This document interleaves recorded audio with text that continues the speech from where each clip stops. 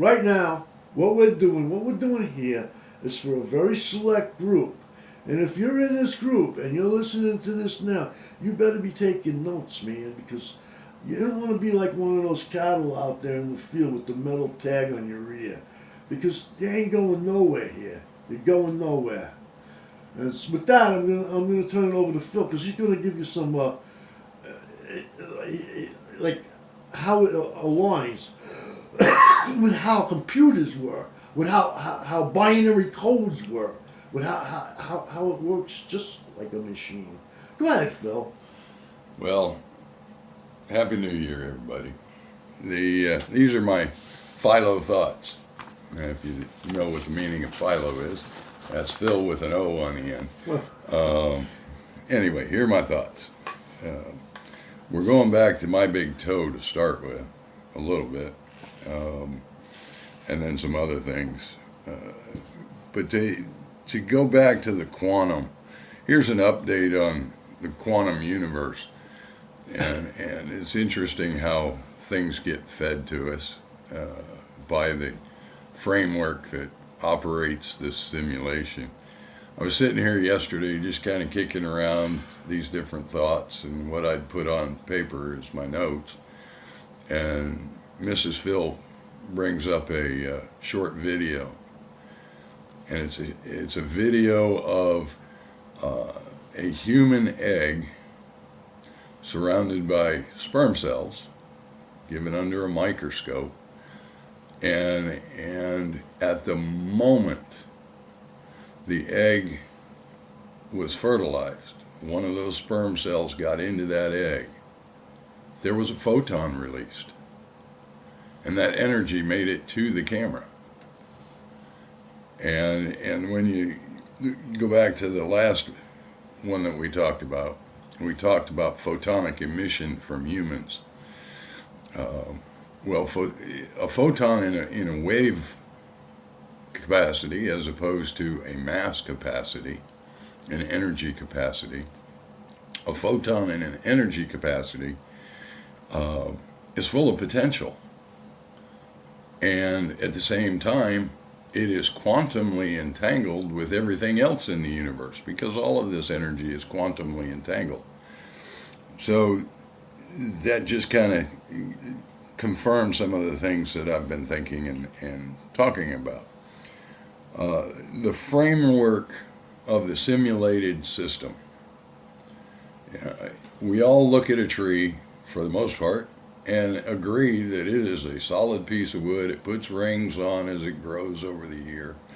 It produces leaves in the spring and drops them in the fall, depending on where you are. Palm trees don't do that. Hardwood trees do. We have, over our lifetimes, learned those things from others who look at those things. The point being is, you don't have to think about it. It just does it. The grass turns green when it gets watered. Fish swim in the sea. You don't have to think about fish swimming in the sea. Fish swim in the sea.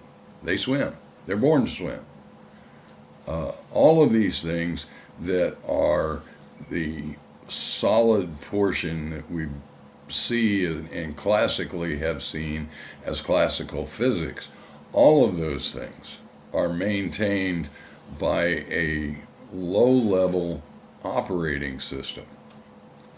And that operating system has developed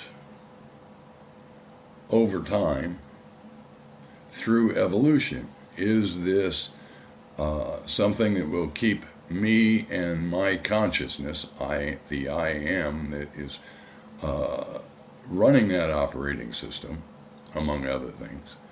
But the I am that's running the low-level operating system says to itself, and from its sensors, the pieces of consciousness, us, the I that is me, it takes all of that input sensory data and it changes, it evolves that lower operating system.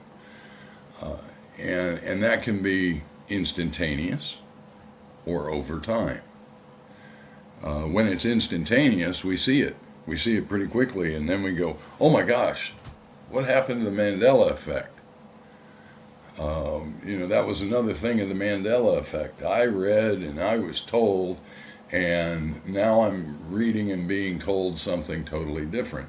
Or I see these things, all these levels of soil in the Grand Canyon, and I go, oh my gosh, the scientists say that happened over millions and millions of years. But the other side of that is, it could have just as well happened in a flooding situation. That's right. They can't prove the creationists wrong, and exactly can't prove them wrong. So let's look at the creation side of this. If you're a low-level operating system, you don't want to rewrite the whole code. You don't. I'm going to change the game. I'm going to come out with version 2, but I'm only going to change this part, and I'm going to change how the communication between people and all of the lower operating system works. And so the only thing you're rewriting is a couple of lines of code, for instance. Or conversely, you say, I'm going to make this world a tropical world, and we're going to start over.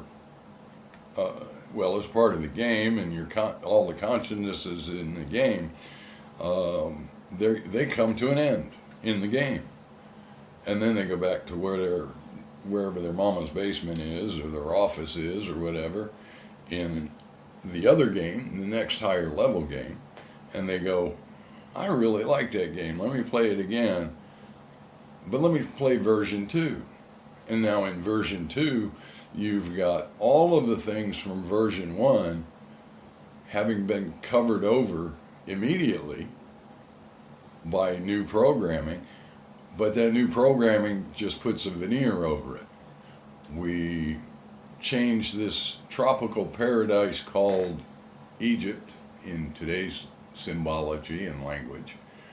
We changed it from tropical paradise, well, let's just cover it all with sand.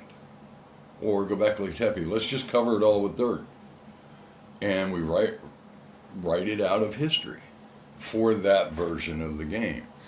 And that's your low-level operating system. And then you have the conscious operating system. And the conscious operating system could be some kid that is way more advanced than we can even conceive of, based upon the firewalls that are placed in our connection to the higher level game operating system. We have firewalls between us. And there are ways through the firewall, but that firewall between us doesn't allow us to see that this is some kid in another universe sitting at mom's computer in the basement going, well, I'm going to design this game a little different this time. Let's start it again. There's nothing saying that that's not the case. We have this all going on all the time.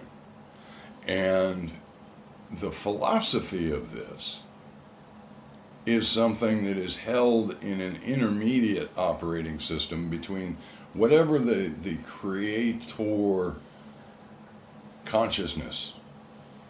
There's a portion of, let's call it mid-level memory, which is what handles the communication between the individual consciousnesses, Jack, me, Nine, all of these individual consciousnesses. There's a mid-level operating system that works the communication between the higher level consciousness, which created the sim, and us, which are avatars playing in this universe and utilizing and learning about the operating systems and how it all comes together and works. The firewalls are real important because that allows for the individual consciousness to learn new things. There's always a connection to the higher level consciousness because the higher level consciousness is experiencing through the individual consciousnesses. The firewalls are there as a protection and a means by which we can learn, and this goes back to my big toe. As individual consciousnesses, we come here with things to learn and things to get over and new experiences, which help us to be a greater conscious when we end the game. So the firewall keeps us from seeing, in some cases, because I've seen instances in that conscious world outside of the game. I've seen where I've sat down and talked with individual other consciousnesses prior to coming to this game. Communications is hard. Communications within this system and within individuals is difficult until you start finding that quantum entanglement connection, because that quantum entanglement connection is that connection between all of the pieces and parts and coding of the universe. And not only that, but to the higher level operating system, which is the creator of the universe that we find ourselves in. You know, we have limitations that indicate this is a simulation, and limitations that our individuals in the field of quantum physics have shown are limitations that are only within this game. Quantum entanglement shows that. Quantum entanglement is instantaneous communication between energy forms. If I have a twin energy form, it is always going to move at the rate or change instantaneously of the primary. So if I have a thought and I hold that thought for most of my life, that thought is quantumly entangled with the universe. If I change that thought, now I am influencing the universe. And Jack put it very succinctly. It comes from deep, deep inside. That's where you know that you're connected. And you're not just connected to the person next to you. You know, we all felt that when we were kids and we got this big love, lust thing going on. That's all part of the physical programming. But when you had a real soul connection, you know that too. That's your quantum entanglement.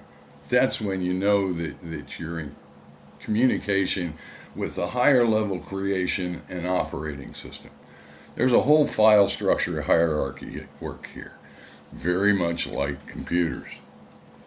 And the sensors, well, we talked about the sensors last time. That's our 5 senses. But I'm adding one, and that is the quantum world.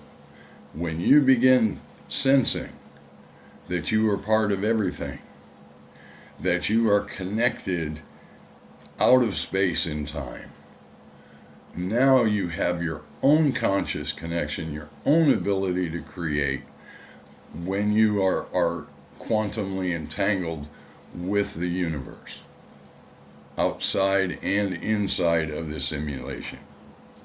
Computers all operate on timing. The ones and zeros, whatever the coding is, computers operate on timing. They all have the same amount of time. Tick, tick, tick, tick, tick, tick, tick, tick. The rotations of the planets, it's all programmed. Time.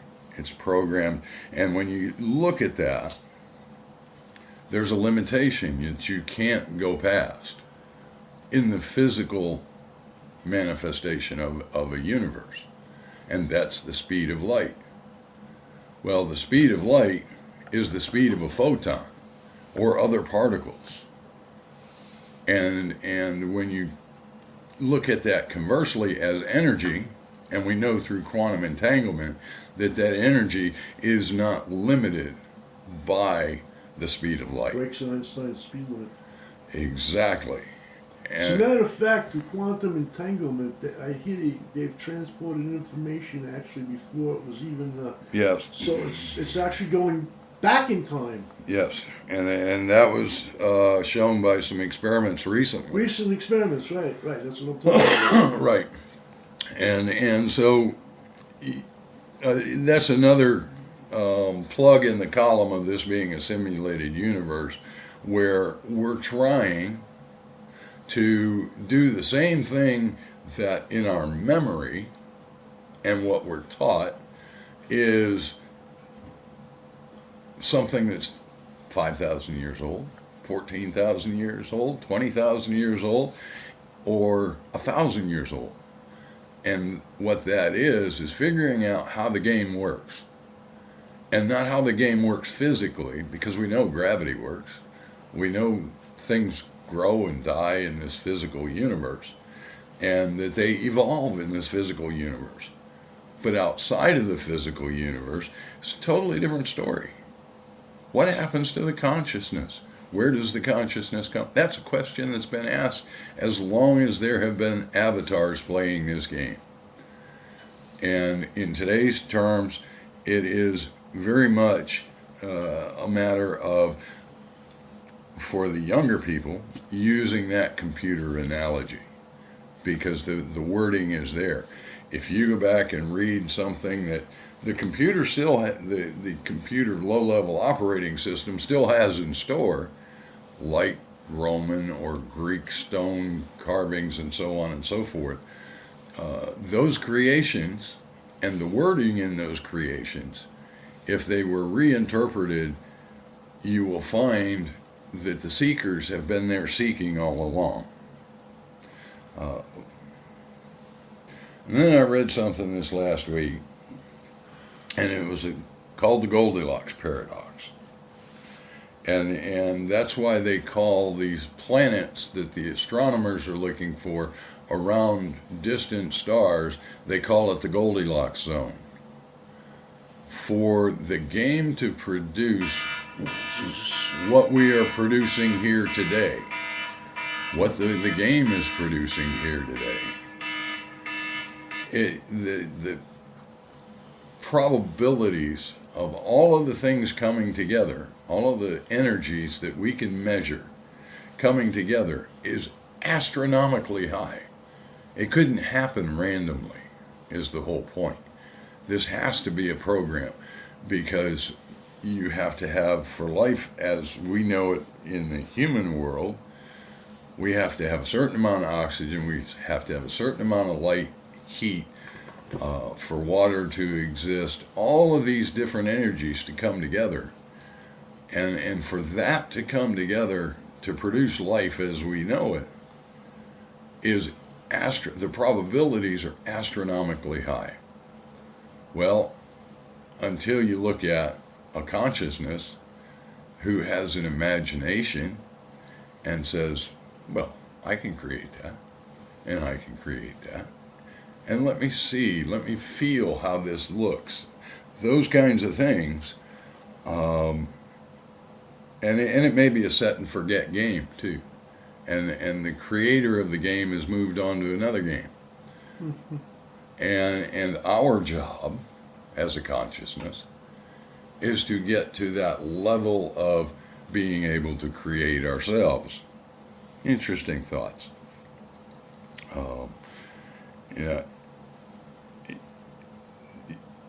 Jack has more than once said, about using a new church. Churches are interesting because they're built on belief of something you can't see. Science is built upon things you can't see. And that church ultimately would be so that the individuals, through their own internal study and experience, evolve into creators of their own universe. And so if you evolve into the creator of your own universe and leave this particular sim, this universe, this game,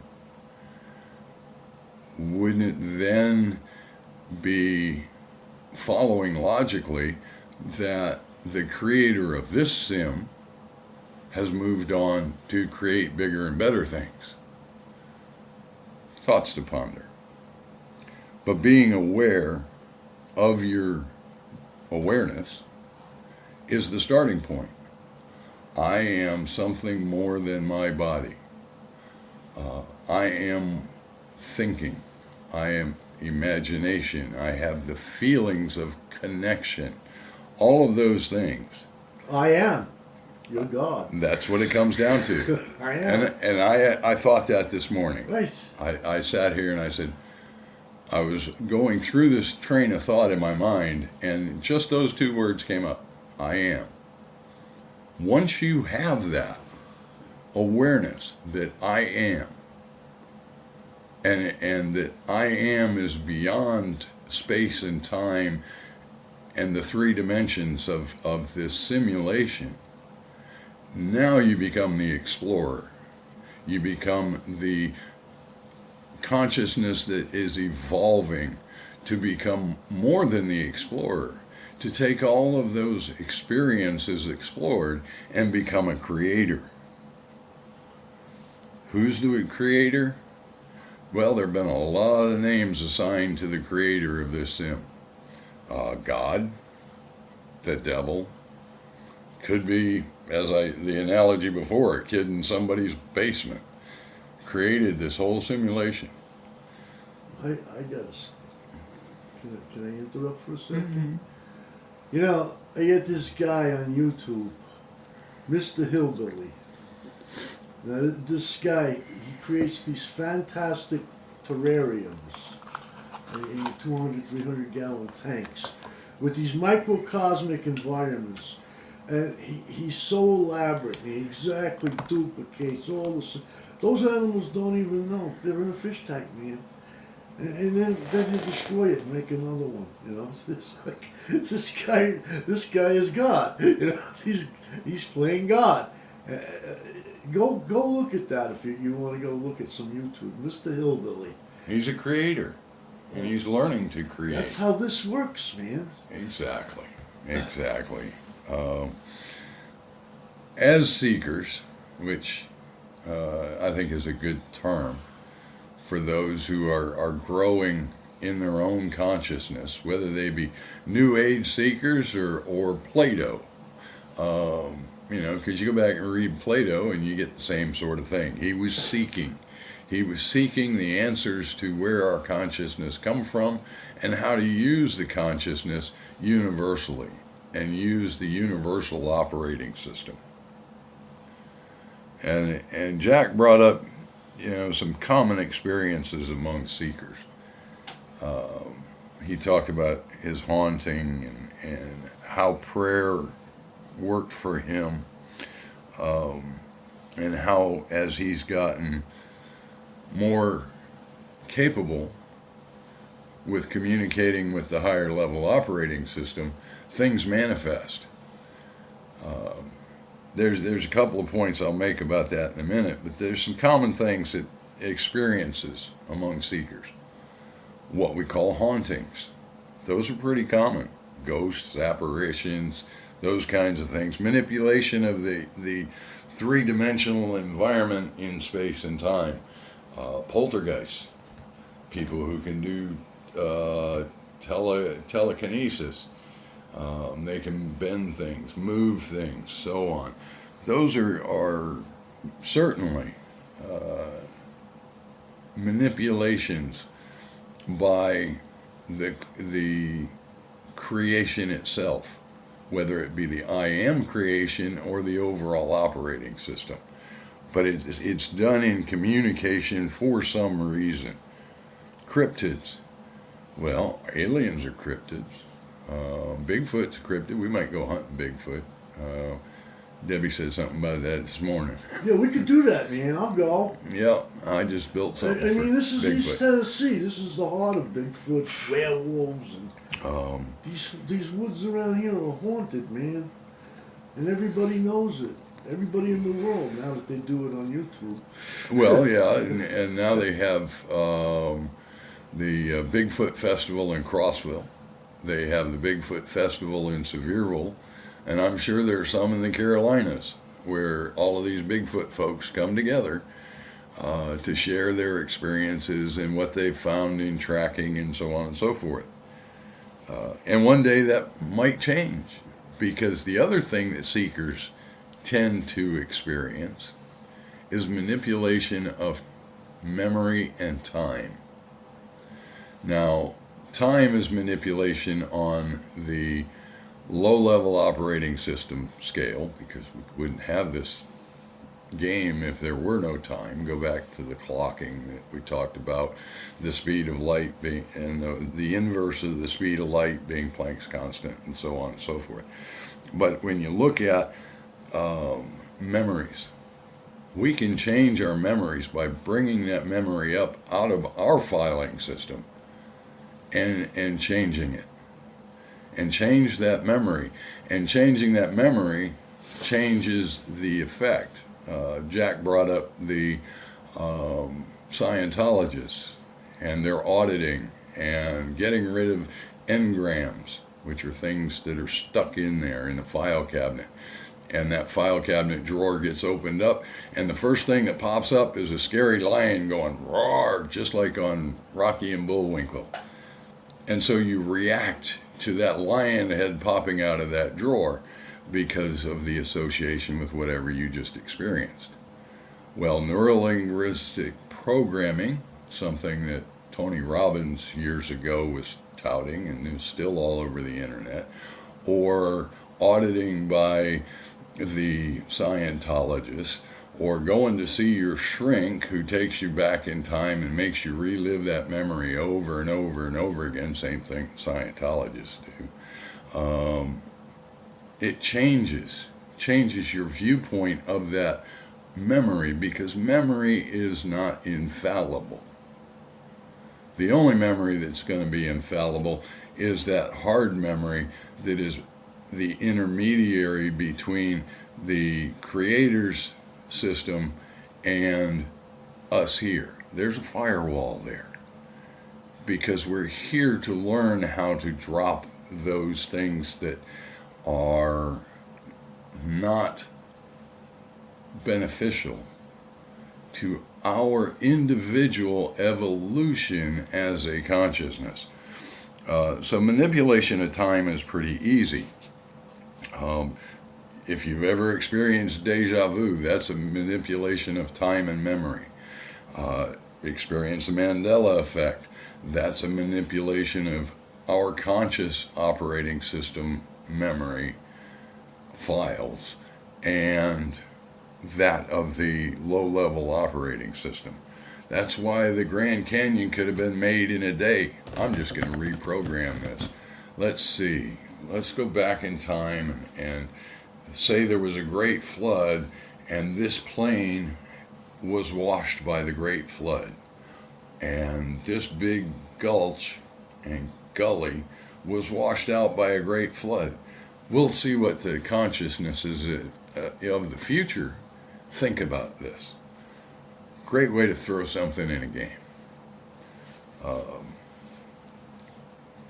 Materialism, scientism, religions, all of these things can produce a god and produce gods, multiple gods. But it's all of your own choosing.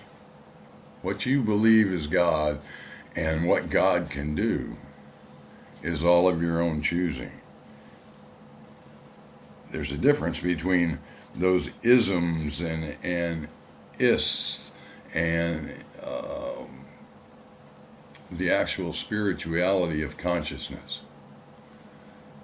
And I think that's the biggest thing is there's a common thread that goes through all of these religions we're aware of on the planet. And that common thread is spirituality. And that spirituality is for the evolution, the evolving, the greater creation of both the higher level operating system and that one who is experiencing consciously. One of the things that bothers me, and it's a real issue, is language, and it has to do with communications between conscious beings, or beings that we don't think of as conscious but are conscious. For instance, birds or cats or dogs or whatever, and humans. I have an acquaintance who taught his daughter that the only thing that has a soul is a human, and that's the only. That's Catholic. That's the only thing that's ever going to go to heaven. That's they teach in Catholic school. Well, they also teach it in some of the more fundamentalist Christian religions. They never could go with that. No, because I've seen a sad dog. Right. Right. And I've seen a cat concerned about somebody who was feeling poorly, and not feeling poorly physically, but feeling poorly consciously. And animals have awareness. Well, they had a real hard time beating it into the kids that their dog sat in their soul. Yeah. I never bought it. So we need to get into signs and symbols a little bit in one of the next upcoming On the Porches, because language is just one of those signs and symbols. Signs and symbols rule the world. I mean, You know. The Oriental proverb. Our age, we used to put a lot of things about sigils up, and the spells, and just the word spell tells you everything you need to know about it as far as understanding of what a spell is on the consciousness level versus the low-level operating system level. So we're really looking at, is whatever the question happens to be, is the answer coming from externally? Is the game providing the answer? Is it other consciousnesses within the game? I think the game provides a certain level of consciousness as it grows. Let's look at, again, what we're given as history, which is just memory. It's not here, it's gone. But what we're given as history are multiple languages, multiple writing styles, set in stone. Well, set it in stone, it must mean something. But you look at those different writing styles, and if you have something like a Rosetta Stone, which will put it into a current writing style versus what we believe to be 15,000 years ago, the real issue comes down to the fact that we must have a way of communicating one to the other. This symbol, A, is the first letter of an alphabet. This symbol A, when it's written or spoken, has a meaning. This article, this thing, it's speaking, A is speaking of a singular thing or a singularity. I am. Well, interesting. But the language, whether it be written, symbolic language, which is what writing is, or spoken, words. Words are symbols. These are all things that the sensory system that is our physical being in this game uses as input so that we can communicate at a much lower level with other consciousnesses within the simulation. If we were totally in touch with the higher level consciousness, we would have no communication problems, because communication would be at the quantum level. We're all connected, and all knowledge is all knowledge. Something similar to that. That's a conception on my part. But the shaping and direction, and this is going to come down to a little bit of politics and current events. The shaping and direction of individual consciousnesses, the lower they are on the scale of being conscious and aware, is easily manipulated by those symbols and words. Why do you think they call it television programming? They're manipulating your individual operating system through input, through those sensory inputs, whether it be hearing, symbols, words, signs, words, or pictures, letters on a page. All of that is a means by which you can be manipulated if you allow it. And we know that, and we call them NPCs, which may or may not be NPCs, but their awareness of their place in all of this is either ignored by them, or their place is to develop to a greater level so they have a greater awareness. But again, it all comes down to, and it goes back to be able to manifest. To be able to manifest, you must first develop that connection with the creation's mid-level operating system so you can communicate.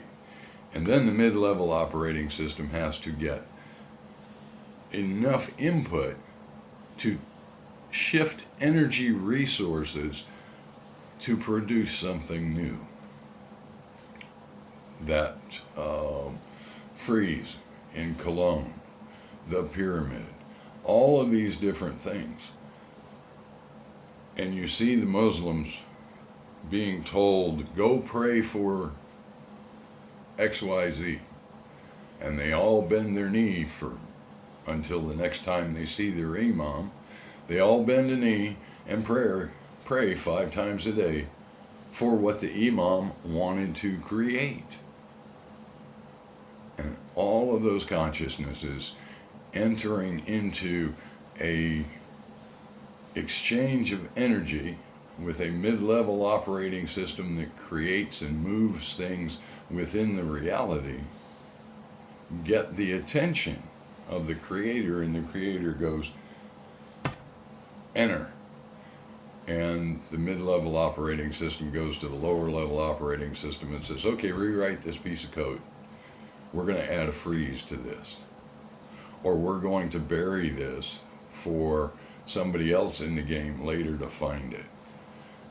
All of those things are ongoing without our knowledge. But we as a consciousness, individual consciousness that is communicating back and forth on this and in this reality, are beginning to see how this operating system works. You've been shown a glimpse of it. I mean, with we all have. Advent of the Mandela effect. I mean, you know, Ed McMahon never gave away the sweepstakes checks. Columbo's name, Franco Columbo's name is Franco Palumbo. I mean, I could go on and on forever. I mean, you don't see the things changed. Your memory's being as I changed. told you, it's retroactive because it's not somebody went all through the computer banks and the books and everything and changed it over. It changed organically, man. And at the mid-level operating system. Well, that's one point I want to get home here. There's almost, not almost, there is a demonic conspiracy to take your will away from you and mechanize it, lock it up in a machine and control it. And that's what this whole thing with the damn vaccines is all about. They're going to inject you with that self-assembling nano platform, and then they think they're going to manipulate reality. But, we're here. We're still here. The animals are still left out in the yard, as Jim Morrison said. And we're calling on the gods. And if this is the world they want, we'll leave them to it. Because I think it leads only one place, oblivio sabet, total oblivion. Right. We have to get out of here. And this is the way we're going to do it. By developing. Uncalcifying our freaking pineal glands, man. We have to start seeing in multi-dimensions. And not just seeing like the guy, like Phil said, digging into the Grand Canyon. He sees this layer, he sees that layer, he's cataloging everything. And, his explanation is worthy of 25 books and volumes. And the creationist comes along and just says, God did that with the snap of a finger. Who's right and who's wrong? Neither one. Neither one can prove their point. Okay? And neither one is right and neither one is wrong. And that comes back to the symbol side of things, because without clear communications, we're all going to sit around confused about what some guy is saying until we come into agreement of the definitions of what he's saying. But internally, the me that is me knows. And we've either got a lock on it coming from the creator, or we've got a firewall on it in our own system for our own growth. They're trying to firewall the whole human race into their own little simulation. And exactly. And it's an ugly simulation. Look around you, man. It's ugly. It's just ugly. And that comes from the steering and the propaganda we were talking about before. COVID's a good example. We're going to tell people all of these things, and those that believe it, we're going to build them up, and we're going to get all of that energy from those people. This comes back to the energy vampires and the suckers. They're sucking all of that conscious energy out of those individuals so that the individuals are operating by rote, like robots.